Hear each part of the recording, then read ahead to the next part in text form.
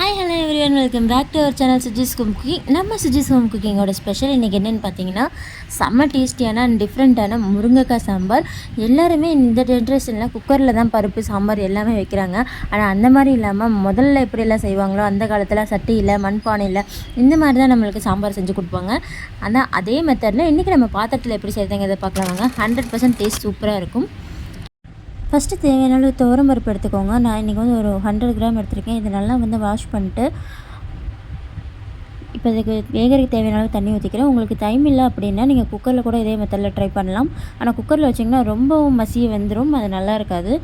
இப்போ வந்து இது கூட 1/2 டீஸ்பூன் அளவுக்கு மஞ்சள்தூள், 1/2 டீஸ்பூன் அளவுக்கு வெந்தயம் ஆட் பண்ணிக்கிறேன். அப்புறம் 1/2 டீஸ்பூன் அளவுக்கு மல்லி ஆட் பண்ணிக்கலாம்.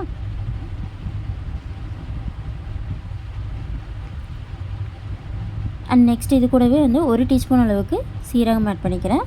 3 வரமிளகாய் ஆட் பண்ணிக்கிறேன்.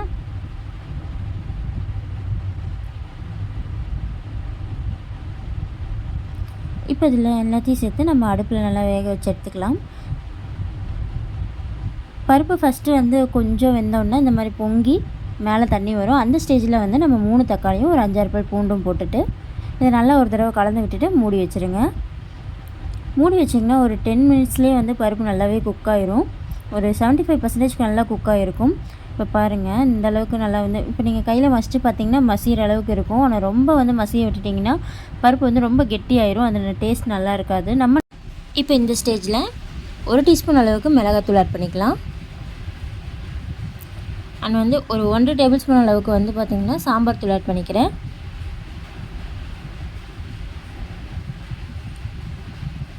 இப்போ இதை நல்லா கலந்து விட்டுட்டு இதில் இருக்க தண்ணியை மட்டும் வடிச்சிட்டு பருப்பு மத்து வச்சு நீங்கள் வந்து அதை பருப்பை வந்து 1க்கு 2 கடைஞ்சி எடுத்துக்கலாம்.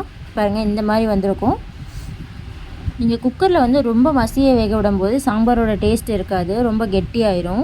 இப்போ வந்து நம்ம நல்லா அதை மசித்ததுக்கப்புறம் அந்த தண்ணி வடித்து வச்ச தண்ணியை இதில் ஊற்றிட்டு இப்போ நம்ம கழுவி எடுத்து வச்சுருக்க 3 முருங்கைக்காவை இதில் நான் போட போகிறேன். நான் 3 மீடியம் சைஸ் முருங்கைக்காய் எடுத்து இந்த மாதிரி நல்லா வாஷ் பண்ணிட்டு கட் பண்ணி வச்சுருக்கேன். இப்போ இது கூடவே பார்த்தீங்கன்னா உங்கள்கிட்ட சாம்பார் வெங்காயம் இருந்தால் நீங்கள் அதை போட்டுக்கலாம். என்கிட்ட பெரிய வெங்காயம் தான் இருக்குது, அதனால் நான் 2 மீடியம் சைஸ் பெரிய வெங்காயத்தை நம்ம நீல வாக்கில் கட் பண்ணி இது கூடவே ஆட் பண்ணிக்கிறேன். இது எல்லாத்தையும் சேர்த்து நல்லா கலந்து விட்டுட்டு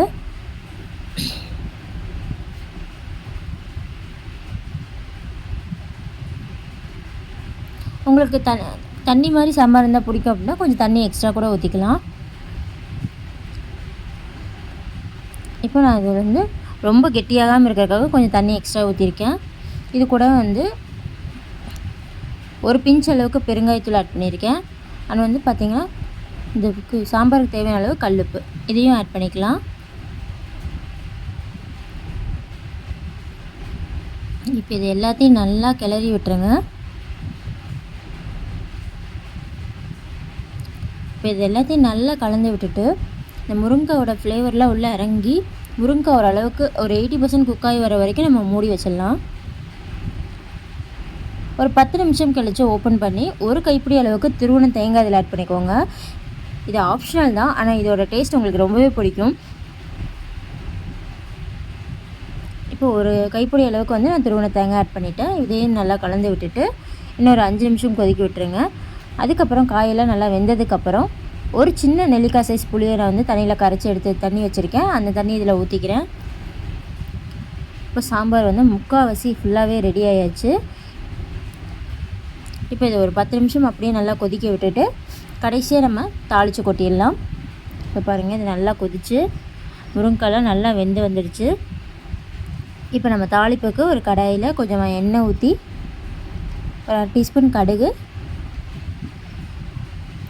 கொஞ்சமாக வெந்தயம்,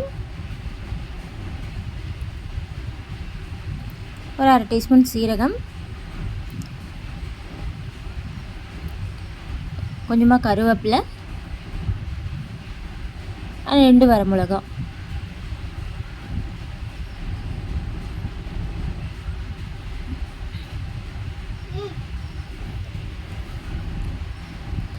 இப்போ அவ்வளோதான், இதை தாளிச்சாச்சு. இதை அப்படியே எடுத்து நம்ம வந்து சாம்பாரில் ட்ரான்ஸ்ஃபர் பண்ணிட்டு சூடான சாப்பாட்டில் ஊற்றி சாப்பிடும்போது செம்ம டேஸ்ட் அண்ட் ஸ்பைஸியாக இருக்கும்.